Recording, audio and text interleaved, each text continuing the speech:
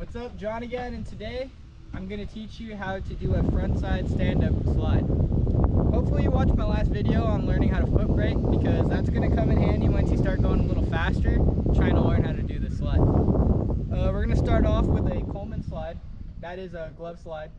So that's probably your first step in learning how to stand-up slide. I'm telling you guys now, I'm not very good at glove slides in general. I kind of skipped that when I was learning, but I kind of regret it because now I can't do them, and that's a pretty basic slide that everyone should know. So I'm kind of learning it with you, so let's see how it goes.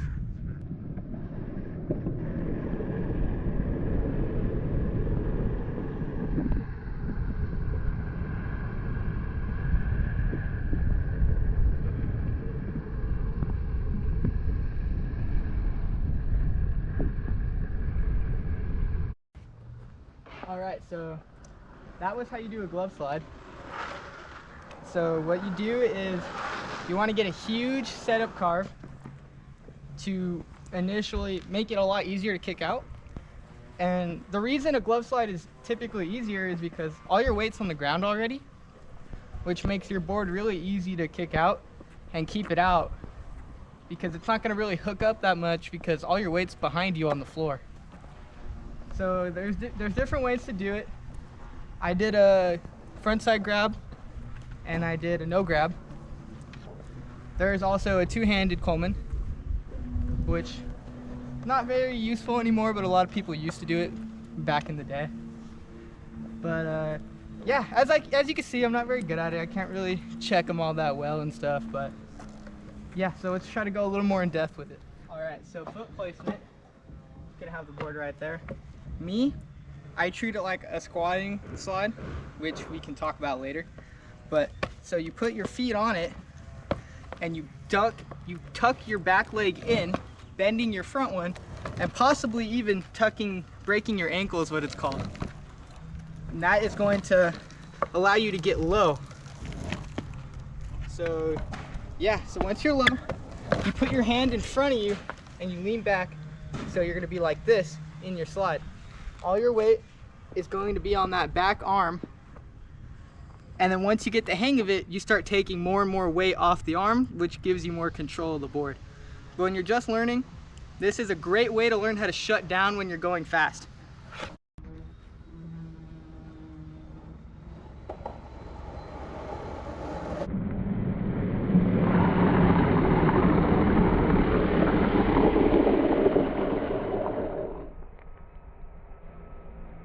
See, I was able to lose all my speed just by doing that one glove down slide. And just like I told you, ankle broke, leg tuck in, my weight's on my hand until I come to a complete stop, which is how you're gonna learn how to start doing these slides. Forgot to mention one thing. When you grab front side, you wanna grab behind your tucked knee, between your foot and your knee, or behind your foot, but that feels really weird. Right here. You don't do this. You can ask anybody who skates, you never put your arm in between your legs. That's called stink bug, and that's a big no. So make sure you grab what's called Indy, which is behind your tucked knee.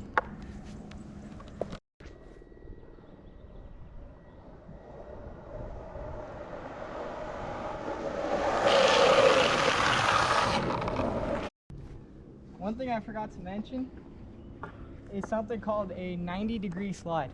That is when your board is sliding like straight down the hill, perpendicular down the hill. What that does is it stops your wheels from spinning, creating flat spots and ovals in your wheels, which is no good. So what you want to do, you want to hold an angle so that the whole time it's sliding and spinning at the same time. Alright, as I said before, I'm not very good at Colemans, but I was able to take most of this hill into a Coleman, which is great because that's how you want to slow down. That's your fastest, most efficient way of slowing down, because when you foot brake, doing that, it takes longer and you're wearing out your shoe. You do a slide, you're just losing all your speed with style. So yeah, learn how that. And as I mentioned earlier, you want to start taking your weight off your arm once you start getting better and better, because now I'm going to teach you how to stand up slide. Alright, so foot placement on the stand up slide. You want to have your board down, your front foot. So my board in particular has a little micro drop. Another great thing that you can do for any board is put a aftermarket foot stop or a bushing to give you a nice reference where to put your foot. So me, I pretty much put mine right here. And then my back foot is going to be square with my shoulders, is the best place. And you want to have it, your foot either square right in the middle of the board or hang it off a little bit. Hang your heel off a little bit, because if you lean forward, your board's gonna tip and something called a high side happens. That's when you grip up and you tip over, which you don't want to do. All right, first things first, you want to treat it like a Coleman when you're getting into it. And when I say that, I mean you want to get a nice big setup carve. When you're carving, you want to carve out, and when you come in, that's when you want to kick out to do the slide, because that's when it's going to be easiest to kick out, because the angle, you're already halfway there. So that's how you want to do it. And to start, don't worry about holding out your slides or even checking it. What you want to do first is just simply do a nice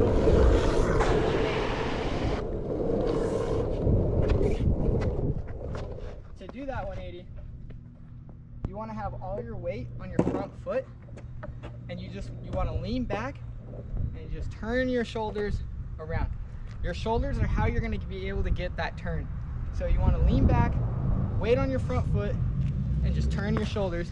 Pivot on that front foot, essentially. Just turn your shoulders. And that's how you do the little front side 180.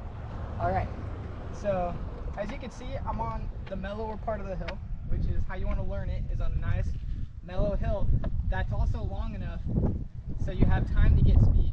You have to get speed with it. That's what's probably the scariest part of learning how to do it, is because you can't just do it stationary, and you can't do it going super duper slow.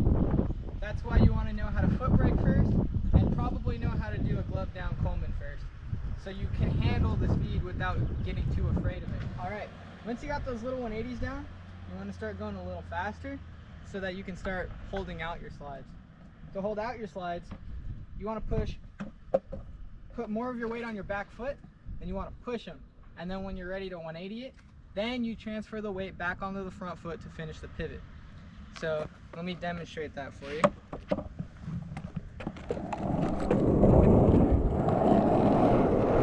I'm going a little faster. I pushed out, and I pushed out with both of my feet to kill all the speed. All right, once you start learning how to do those holding out 180s, now you want to learn how to check it. And that's where you're not going to switch with your slide. You're going to slide and then come back to your normal stance. Me, I'm goofy. I'm going to kick out my slide, and I'm going to check it back to goofy. So let me demonstrate that for you. And to do that, actually, so when I say transfer all your weight to your front foot when you're coming out of your slide, for a check, you transfer it all to your back foot so that you can bring the front foot back. And again, it's in your shoulders to bring it back. If you keep your weight on your front foot, it's going to want a 180.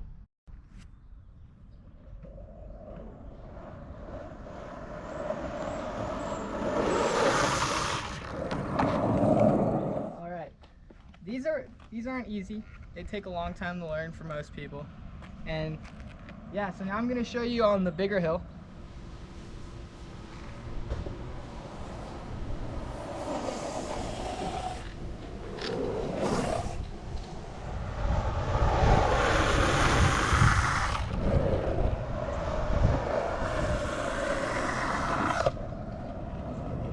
All right, it's a few days later now, and I forgot to film an outro, so here it is. Sliding takes a long time to learn. You're not going to get it first try, most likely. So you got to stick with it. Keep trying. Try other ways than what I taught you, because that worked for me, it may not work for you. I also recommend using very slidey wheels, and maybe even street wheels, like really hard wheels. It makes it easier to kick out. And once you go faster, go softer, because the softer is going to be more controllable. Another great wheel to start out with is the 78A 63mm Easy Hog, in my opinion. Especially the pink, because it's super slidey but still controllable, and I wish these were out when I was learning how to slide. There's other slidey wheels out there, but try what you got. Try to make sure it's stone ground. Ask around, see what slidey wheels are out there for you to try. And yeah, keep trying it. I'm trying to get a video out once a week right now, so we'll see how long that lasts. And yeah, like, comment, and subscribe.